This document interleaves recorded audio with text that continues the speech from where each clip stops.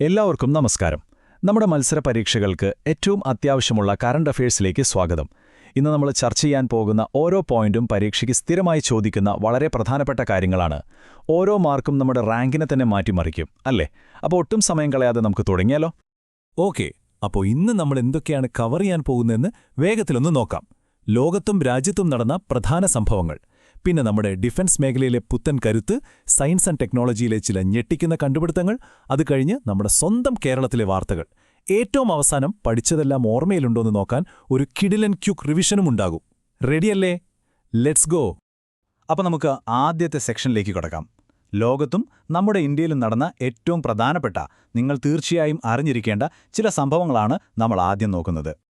അപ്പോൾ ശ്രദ്ധിക്കുക, ഇറാനിൽ ഒരു വലിയ മാറ്റം വന്നിരിക്കുകയാണ്. അവരുടെ പരമോന്നത നേതാവായിരുന്ന അലി ഖമേനി അന്തരിച്ചതിനെ തുടർന്ന് പുതിയൊരാൾ ആ സ്ഥാനത്തേക്ക് വന്നിട്ടുണ്ട്. ഇത് അന്താരാഷ്ട്ര തലത്തിൽ തന്നെ വളരെ പ്രധാനപ്പെട്ട ഒരു വാർത്തയാണ്. അതുകൊണ്ട് ഈ പേര് ശ്രദ്ധിച്ചു കേൾക്കണം. അതെ, ഇറാന്റെ പുതിയ സുപ്രീം ലീഡർ മൊജ്തബ ഖാമേനിയാണ്. മുൻപ് ആ സ്ഥാനത്തുണ്ടായിരുന്ന അലി ഖാമേനിയുടെ മകൻ തന്നെയാണ് അദ്ദേഹം. ഈ പേര് മറക്കരുത്, പരീക്ഷയ്ക്ക് വരാൻ വളരെ സാധ്യതയുള്ളൊരു ചോദ്യമാണിത്. Mojtaba Khamenei. ഇനി നമുക്ക് ബഹിരാകാശത്ത് നിന്നൊരു വാർത്ത നോക്കാം. നാസയുടെ വാനലൻ പ്രോബ് എ എന്നൊരു ഉപഗ്രഹം ഏകദേശം 1 ദശാബ്ദത്തോളം നീണ്ട അതിന്റെ ദൗത്യം തിരികെ ഭൂമിയുടെ അന്തരീക്ഷത്തിലേക്ക് പ്രവേശിച്ചിരിക്കുകയാണ്. 2012ലാണ് ഇത് വിക്ഷേപിച്ചത്. എന്തിനാണെന്നോ? നമ്മുടെ ഭൂമിയെ പൊതിഞ്ഞു നിൽക്കുന്ന റേഡിയേഷൻ ബെൽറ്റുകളെപ്പറ്റി പഠിക്കാൻ. 2019ൽ ദൗത്യം അവസാനിപ്പിച്ചു. ഇപ്പോഴിതാ 2026 മാർച്ചിൽ അത് തിരിച്ചെത്തിയിരിക്കുന്നു. ശരി, ഇനി അടുത്ത സെക്ഷൻ, ഇന്ത്യയുടെ പ്രതിരോധ മേഖല. ഇത് പരീക്ഷാ പേപ്പർ ഇടുന്നവരുടെ ഒരു ഫേവറിറ്റ് ഏരിയയാണ്. അതുകൊണ്ട് ഇനിയുള്ള ഓരോ പോയിന്റും വളരെ ശ്രദ്ധയോടെ കേൾക്കുക. ധർമ്മ ഗാർഡിയൻ, ഈ പേര് കേൾക്കുമ്പോഴേ നിങ്ങളുടെ മനസ്സിലേക്ക് 2 രാജ്യങ്ങൾ വരണം, ഇന്ത്യയും ജപ്പാനും. ഇവർ രണ്ടുപേരും ചേർന്നുള്ള ഒരു സംയുക്ത സൈനികാഭ്യാസമാണ്. ഇത് എവിടെയാണ് നടന്നതെന്നും ചോദ്യം വരാം. ഉത്തരം: രാജസ്ഥാനിലെ മഹാജൻ ഫീൽഡ് ഫയറിംഗ് റേഞ്ചിൽ. മാച്ച് ദ ഫോളോയിങ് ടൈപ്പ് ചോദ്യങ്ങളിൽ ഇത് ഉറപ്പായും പ്രതീക്ഷിക്കാം. നമ്മുടെ അഭിമാനമായ ബ്രഹ്മോസ് മിസൈൽ ഇപ്പോൾ ലോകരാജ്യങ്ങൾക്കിടയിൽ ഒരു സൂപ്പർ സ്റ്റാറാണ്. ഇന്ത്യ ഇപ്പോൾ ഒരു പ്രധാന പ്രതിരോധ കയറ്റുമതി രാജ്യം കൂടിയായി മാറുകയാണ്. ബ്രഹ്മോസ് വാങ്ങിയ രാജ്യങ്ങളുടെ ലിസ്റ്റിലേക്ക് പുതിയൊരാൾ കൂടി എത്തിയിരിക്കുന്നു. അതാണ് ഇന്തോനേഷ്യ. അപ്പോൾ ലിസ്റ്റ് എങ്ങനെയായി? വിയറ്റ്നാം, ഫിലിപ്പീൻസ്, പിന്നെ ഇപ്പോൾ ഇന്തോനേഷ്യയും. ഓർത്തുവയ്ക്കാൻ എളുപ്പത്തിന് VPI എന്ന കോഡ് മനസ്സിൽ വെച്ചാൽ മതി. ഇനി എൻ്റെ ഏറ്റവും ഇഷ്ടപ്പെട്ട ഒരു ഭാഗത്തേക്കാണ് നമ്മൾ പോകുന്നത്, സയൻസ് ആൻഡ് ടെക്നോളജി. നമ്മുടെ ലോകത്തെക്കുറിച്ചുള്ള കാഴ്ചപ്പാടുകളെ തന്നെ മാറ്റിമറിക്കുന്ന ചില കണ്ടുപിടുത്തങ്ങൾ നോക്കിയാലോ? റെഡിയായിക്കോളൂ. ഒന്നാലോചിച്ചു നോക്കൂ, രാവും പകലും 24 മണിക്കൂറും നിർത്താതെ വൈദ്യുതി തരുന്ന ഒരു പവർ ഹൗസ്, അതും കടലിൽ നിന്ന്. അതെങ്ങനെ സാധിക്കുമെന്നല്ലേ? ഉത്തരം കടലിന്റെ താപനിലയിൽ ഒളിഞ്ഞിരിപ്പുണ്ട്. സിംപിളായി പറഞ്ഞാൽ, കടലിനൊരു ചൂടുവെള്ള ടാപ്പും ഒരു തണുത്ത വെള്ള ടാപ്പും ഉണ്ടെന്ന് സങ്കൽപ്പിക്കുക. അതായത് കടലിന്റെ മുകൾപ്പരപ്പിലെ വെള്ളത്തിന് നല്ല ചൂടായിരിക്കും, എന്നാൽ ആഴങ്ങളിലേക്ക് പോകുന്തോറും നല്ല തണുപ്പും. ഈ താപവ്യത്യാസം ഉപയോഗിച്ച് വൈദ്യുതി ഉണ്ടാക്കുന്ന ടെക്നോളജിയാണ് ഓഷ്യൻ തെർമൽ എനർജി കൺവേർഷൻ അഥവാ OTKC. ഏറ്റവും പ്രധാനപ്പെട്ട പോയിന്റ് ഇതാണ്. ഇന്ത്യയിലെ ആദ്യത്തെ OTG പ്ലാന്റ് പ്രവർത്തനം തുടങ്ങിയത് എവിടെയാണ്? ഉത്തരം ലക്ഷദ്വീപിലെ കവരത്തിയിൽ. ഈ സ്ഥലം ഒരു കാരണവശാലും മറക്കരുത്. This is very important four exam. ഇതൊന്ന് ആലോചിച്ചു നോക്കൂ.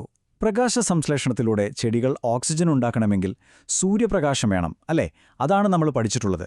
എന്നാൽ സൂര്യരശ്മി ഒട്ടുമെത്താത്ത ആഴക്കടലിൽ സ്വന്തമായി ഓക്സിജൻ ഉണ്ടാക്കുന്ന ഒരു രഹസ്യ ഫാക്ടറി ശാസ്ത്രജ്ഞർ കണ്ടെത്തിയിരിക്കുകയാണ്. ശാസ്ത്രജ്ഞർ ഇതിന് നൽകിയിരിക്കുന്ന പേരാണ് ഡാർക്ക് ഓക്സിജൻ. പസഫിക് സമുദ്രത്തിന്റെ ആഴങ്ങളിൽ കടൽ തട്ടിലെ ചില ധാതുക്കളുമായി നടക്കുന്ന രാസപ്രവർത്തനത്തിലൂടെയാണ് ഈ ഓക്സിജൻ ഉണ്ടാകുന്നത്. ഇത് ശരിക്കും ഒരു ഗെയിം ചേഞ്ചറാണ്. സൂര്യപ്രകാശമില്ലാത്ത ലോകത്തും ജീവൻ നിലനിൽക്കാൻ സാധ്യതയുണ്ടെന്നതിന്റെ ഏറ്റവും വലിയ തെളിവാണിത്.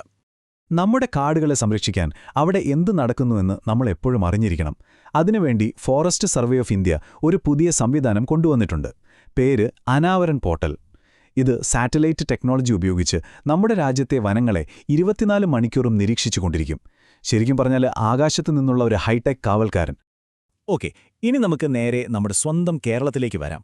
കേരള PSC പരീക്ഷകൾക്ക് തയ്യാറെടുക്കുന്ന എൻ്റെ എല്ലാ സുഹൃത്തുക്കൾക്കും ഈ സെഷൻ ഒരു ട്രഷർ ട്രോവ് ആയിരിക്കും. അതുകൊണ്ട് ഒരു പോയിന്റ് പോലും വിടാതെ ശ്രദ്ധിച്ചിരിക്കുക. സ്ത്രീ സുരക്ഷ ഉറപ്പാക്കാനായി കേരള പോലീസ് ആരംഭിച്ച ഒരു മികച്ച പദ്ധതിയാണ് നിർഭയ നിശ.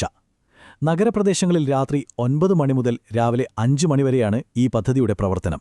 ഇതിന്റെ ഏറ്റവും വലിയ പ്രത്യേകത എന്താണെന്നാൽ ആർട്ടിഫിഷ്യൽ ഇന്റലിജൻസ് അഥവാ AI അടിസ്ഥാനമാക്കിയുള്ള നിരീക്ഷണ സംവിധാനങ്ങളാണ് ഇതിലുപയോഗിക്കുന്നത്. പേരോർക്കുക, നിർഭയ നിശ.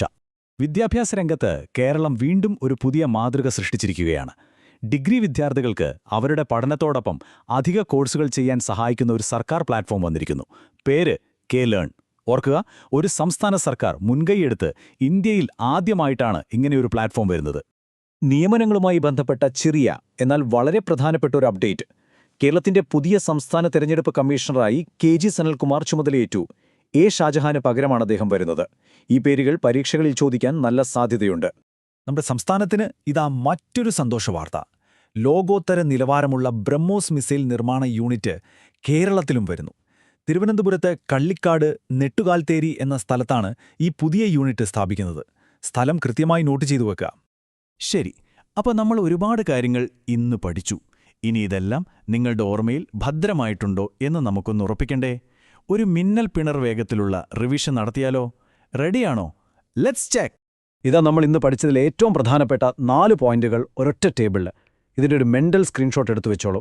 ഇത് ഇന്നത്തെ ടോപ്പിക്കുകളുടെ ഒരു ക്വിക്ക് ചീറ്റ് ഷീറ്റാണ്. ഇറാന്റെ നേതാവ്, ഇന്ത്യ ജപ്പാൻ അഭ്യാസം, കേരളത്തിലെ സ്ത്രീ സുരക്ഷാ പദ്ധതി, ഇന്ത്യയിലെ ആദ്യ ഓടെക് പ്ലാന്റ്, എല്ലാം ഇതിലുണ്ട്. ഓക്കെ, അപ്പോൾ നിങ്ങളുടെ ഓർമ്മശക്തി ഒന്ന് ടെസ്റ്റ് ചെയ്യാം. ആദ്യത്തെ ചോദ്യം ഇതാ സ്ക്രീനിൽ. ധർമ്മഗാർഡിയൻ സൈനികാഭ്യാസം ഇന്ത്യയും ഏത് രാജ്യവും തമ്മിലാണ്? രണ്ടാമത്തെ ചോദ്യം, ബ്രഹ്മോസ് വാങ്ങാൻ അടുത്തിടെ കരാർ ഒപ്പിട്ട രാജ്യം ഏതാണ്? നമ്മൾ പറഞ്ഞ ആ ചെറിയ കോഡ് ഓർത്തു നോക്കൂ. അവസാനത്തെ ചോദ്യം, ഇത് വളരെ പ്രധാനപ്പെട്ട സ്ഥലമാണെന്ന് നമ്മൾ പ്രത്യേകം പറഞ്ഞിരുന്നു. ഇന്ത്യയിലെ ആദ്യത്തെ ഓടെക് പ്ലാന്റ് എവിടെയാണ്? ശരി, ഉത്തരങ്ങൾ നോക്കാം.